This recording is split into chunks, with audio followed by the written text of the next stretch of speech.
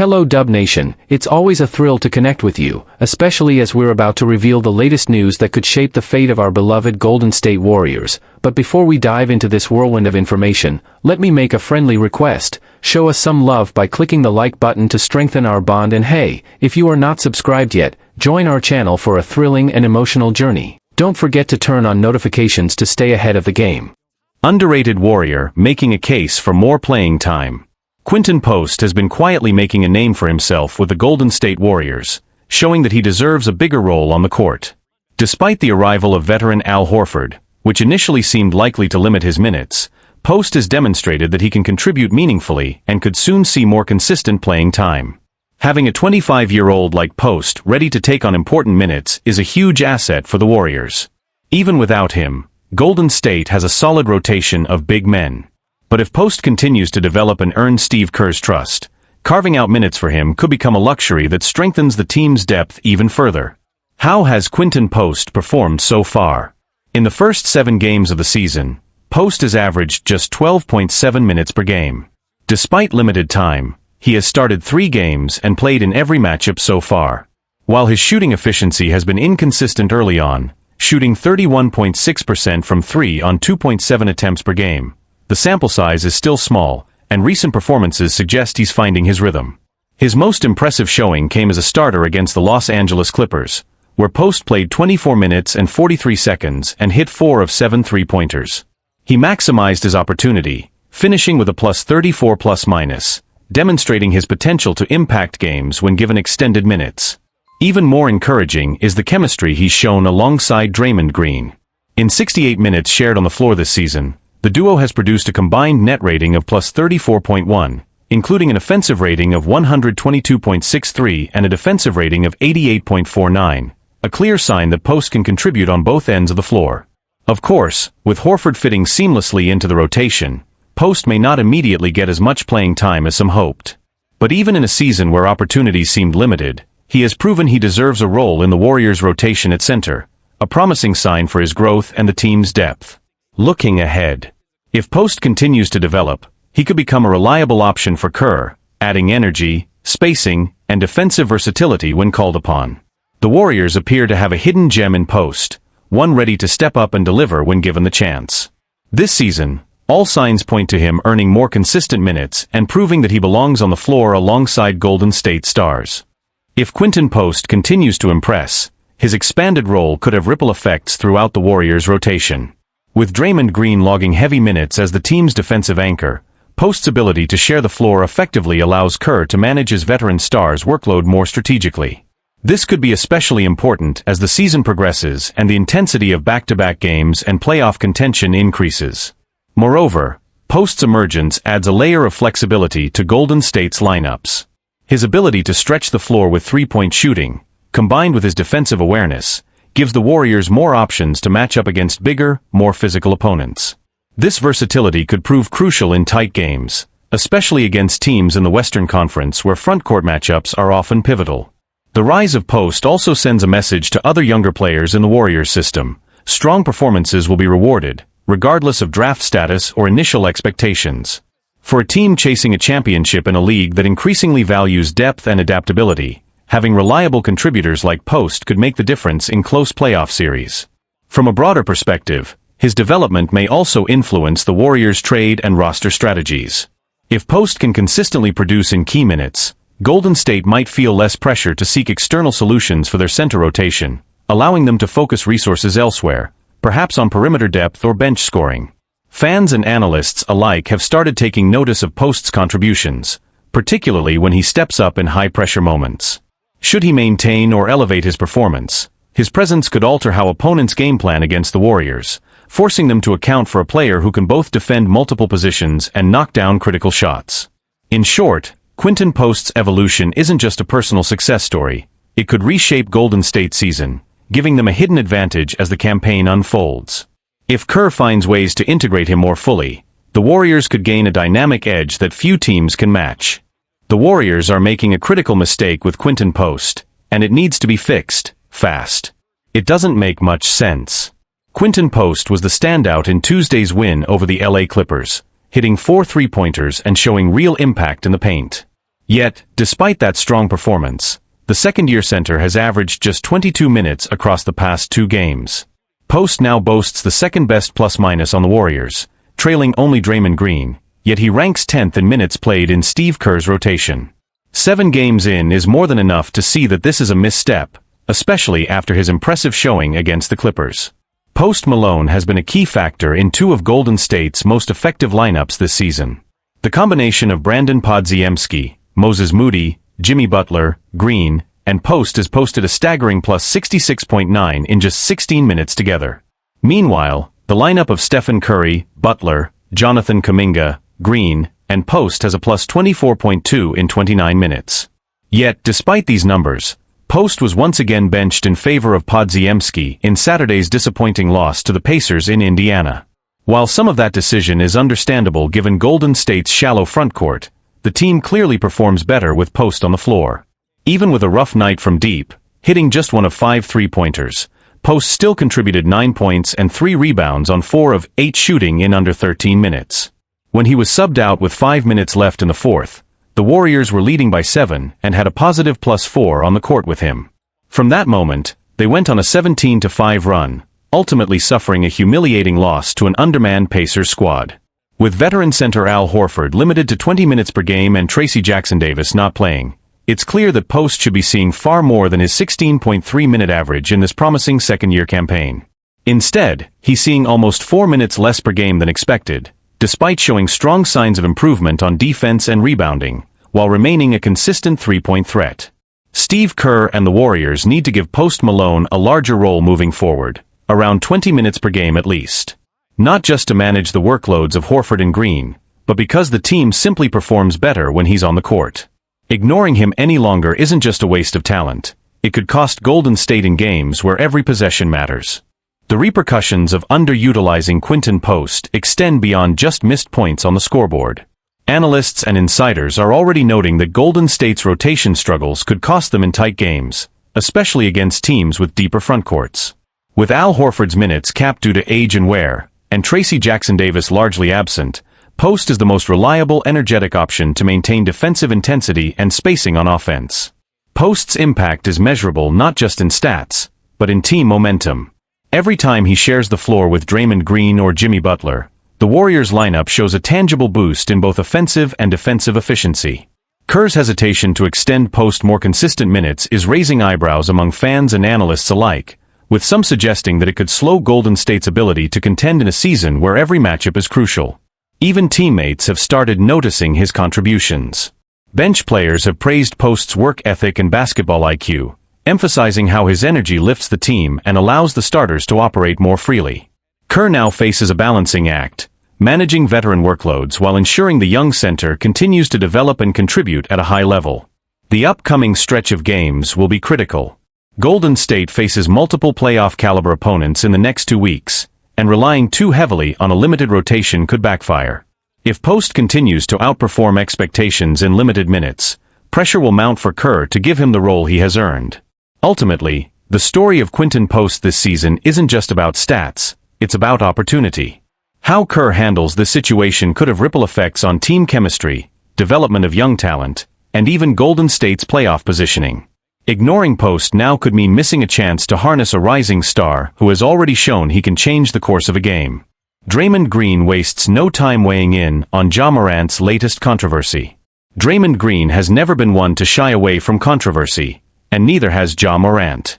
So when the Memphis Grizzlies star once again found himself in hot water, it didn't take long for the Golden State Warriors veteran to speak his mind on the situation. Morant was suspended by the Grizzlies for 1 game due to what the organization described as conduct detrimental to the team, reportedly stemming from tension between the star guard and the coaching staff. The incident adds to a growing list of disciplinary issues that have shadowed Morant's young career. On his podcast, The Draymond Green Show, the 4-time NBA champion offered an honest and pointed assessment of what he believes is going on in Memphis. Draymond's take: something just feels off.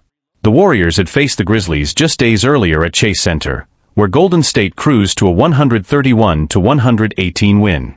Morant struggled mightily in that game, shooting just 8 of 23 from the field and looking visibly disconnected from his usual high-energy style of play. When we got on the plane after the game, Green recalled, I told Steph Curry, man, Ja didn't look like himself out there. According to Green, Curry wondered aloud if Morant might have been making a subtle statement, a silent protest, as he put it, by deferring more than usual and showing little emotion on the court. Green agreed, saying it felt as if something deeper was going on behind the scenes. You could just see it, Green continued. He wasn't locked in. And for a guy like Ja, that's unusual.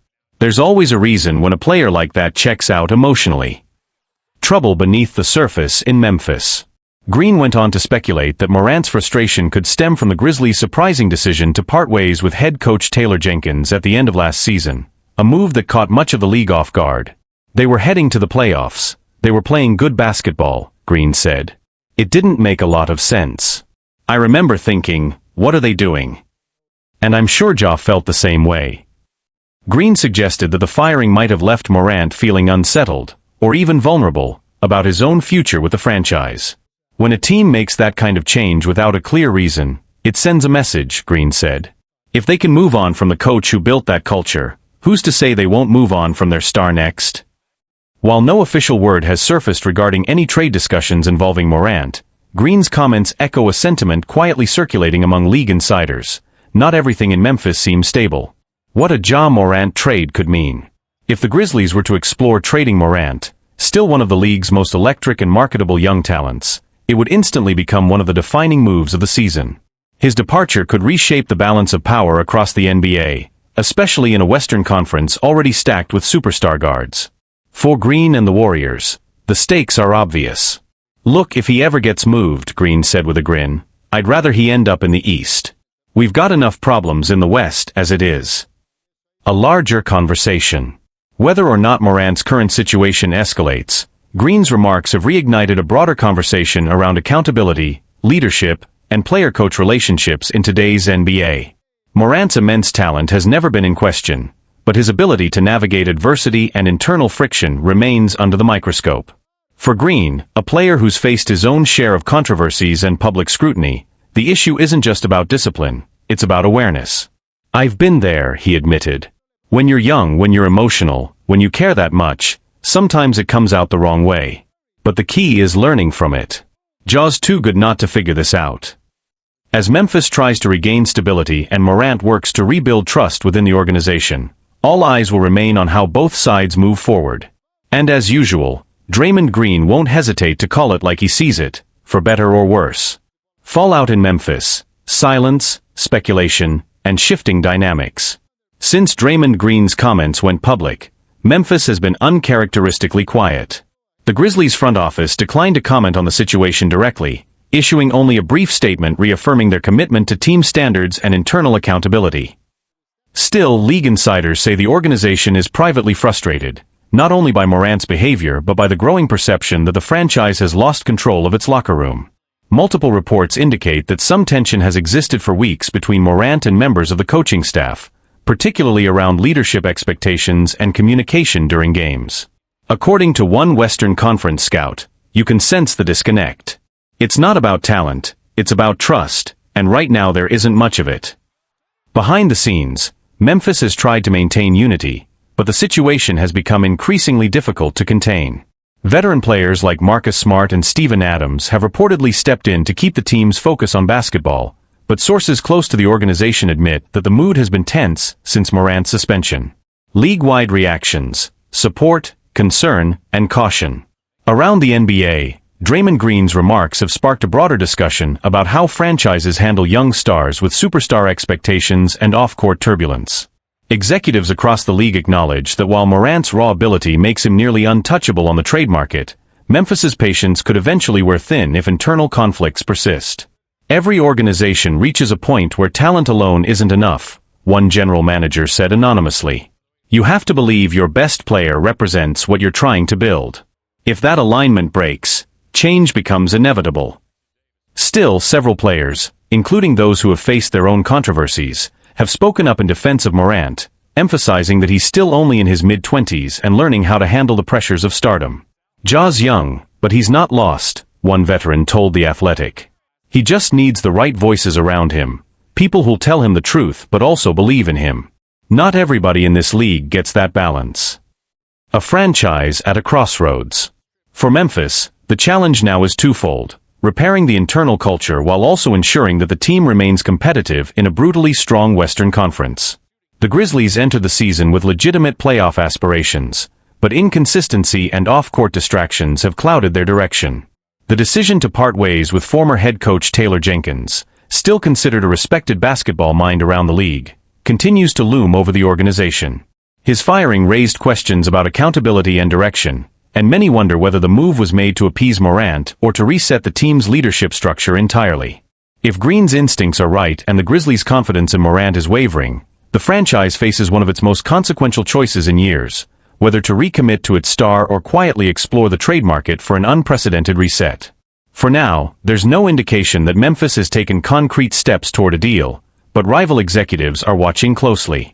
Several Eastern Conference teams have reportedly inquired about Morant's long-term status, though most believe any real discussions are months away. Draymond's perspective gains traction.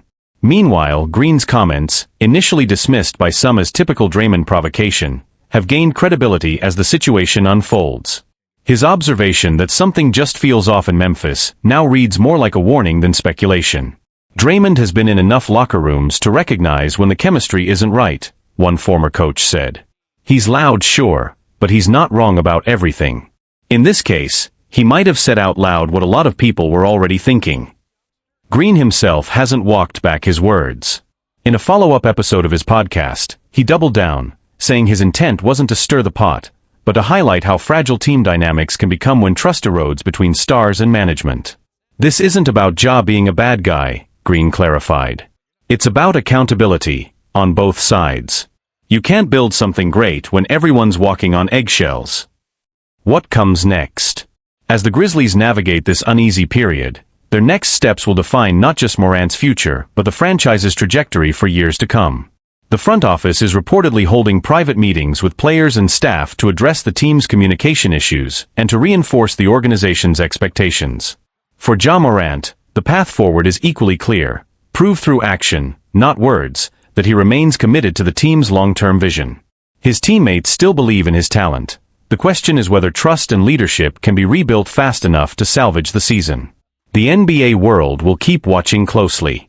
And for now, Draymond Green's voice, candid, unfiltered, and perhaps uncomfortably accurate, continues to echo across the league as Memphis stands at a crossroads, uncertain which direction to take next. The Warriors are starting to feel the loss of their former champion after a brutal trade. When the Golden State Warriors decided to move on from Andrew Wiggins at February's trade deadline, it was a painful call, one that cut deep within the locker room and among fans. But in hindsight, it was also the right move. The arrival of Jimmy Butler has given the franchise the veteran edge and leadership presence it desperately needed. Still, that doesn't mean the Warriors don't miss Wiggins. Especially on defense. His absence has left a noticeable gap, one that statistics don't fully capture. For years, Wiggins handled the toughest assignments, guarding the league's elite wings and providing balance to Golden State's small ball identity. Replacing that has proven more difficult than expected. Golden State's defensive void. Jonathan Kuminga has stepped into that void admirably. The 23-year-old forward has become the team's third leading scorer, putting up numbers that closely mirror Wiggins' offensive production during his Bay Area tenure. He's rebounding better than ever and attacking the glass with an intensity reminiscent of Wiggins' standout 2022 playoff run. In many ways, Kuminga is filling the role left behind. He's become the Warriors' defensive anchor on the perimeter, showing flashes of elite potential both this season and in the past. But consistency remains the key question. Can Kuminga evolve into a nightly defensive stopper, the kind who can complement the veteran core the same way Wiggins once did? So far, the effort is there, but the experience gap still shows. Kuminga's athleticism allows him to cover ground quickly, yet the subtle defensive instincts that defined Wiggins' game, the positioning, the timing, the discipline, take years to master. Wiggins' new chapter in Miami.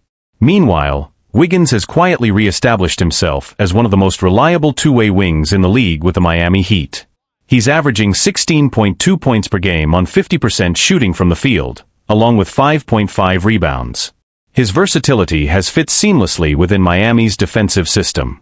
On Sunday, Luka Doncic recorded a 29-point triple-double against the Heat, but Wiggins made him work for every shot, holding him to just 9 for 22 from the floor and 1 for 11 from deep.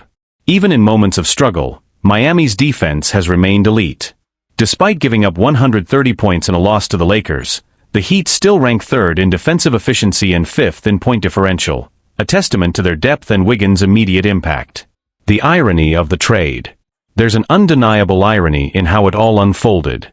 Wiggins was, in many ways, the perfect third piece alongside Stephen Curry and Jimmy Butler, a player capable of bridging their styles and balancing their personalities.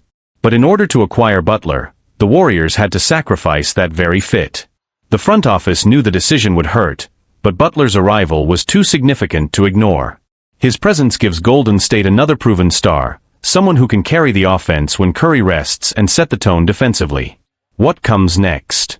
During the preseason, whispers resurfaced about the possibility of bringing Wiggins back, a reunion that would have seemed improbable a few months ago. At that time, the question wasn't whether the Warriors would consider it, but whether they'd be willing to trade Jonathan Kuminga to make it happen. Just a few weeks ago, that answer might have been a resounding yes. But things have changed quickly. Kuminga's explosive start to the season has reframed his value, and possibly the Warriors' long-term direction. Instead of looking backward, Golden State might now be in position to look ahead, to use Kuminga as a building block rather than a bargaining chip.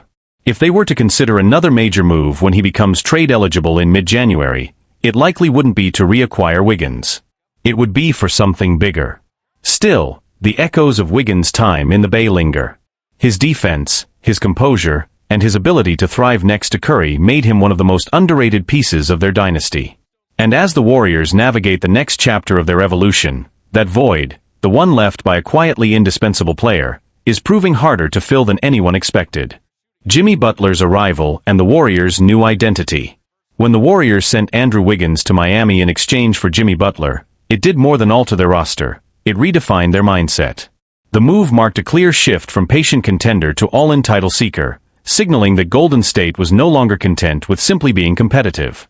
Head coach Steve Kerr admitted that the trade was difficult on a personal level, describing Wiggins as one of his favorite players to coach. Yet he also emphasized that the decision was made with purpose. The team needed a jolt of veteran energy, someone who could help them win now. The on-court and locker room transformation. Since Butler's arrival, the Warriors' dynamic has noticeably changed. His physicality, intensity, and defensive instincts have brought a new edge to a group that had grown somewhat predictable. He's not just scoring or defending, he's setting a tone. Players have described his presence as demanding yet empowering, raising the standards in practice and games alike. Butler's leadership has also helped stabilize moments when Stephen Curry is off the floor, something Golden State has struggled with in recent seasons. The team's offense runs with more structure, and its defense has adopted Butler's trademark relentlessness. The lingering void of Wiggins. Still, the absence of Andrew Wiggins hasn't gone unnoticed. His unique blend of length, defense, and adaptability made him one of the Warriors' most dependable two-way players. Losing that consistency has left gaps, especially on the defensive end, where Golden State continues to adjust its schemes to cover for what Wiggins once provided. There's also a certain irony in the trade. Wiggins was long viewed as the perfect complementary piece alongside Curry and Draymond Green. Unselfish, athletic, and quietly efficient.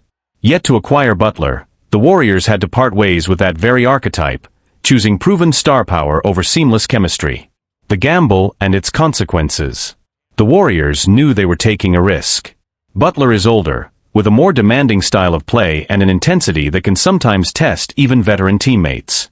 But the organization believed that risk was necessary, that championship windows don't stay open forever.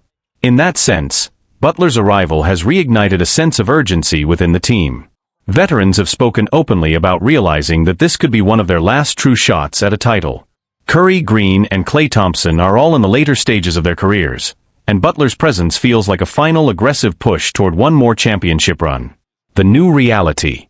For younger players like Jonathan Kuminga and Moses Moody, the transition has also been an opportunity. Without Wiggins, Kuminga has been forced into a larger role, taking on tougher defensive matchups and more offensive responsibility.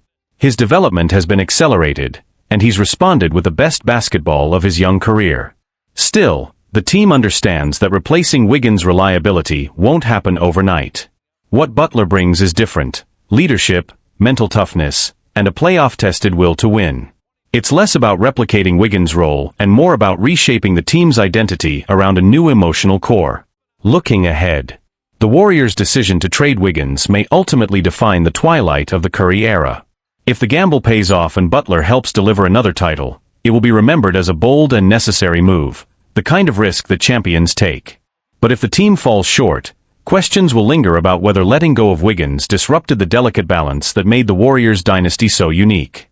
For now, the Warriors seem content to bet on experience, toughness, and the fiery presence of Jimmy Butler, a player whose arrival has already changed not just how they play, but how they believe.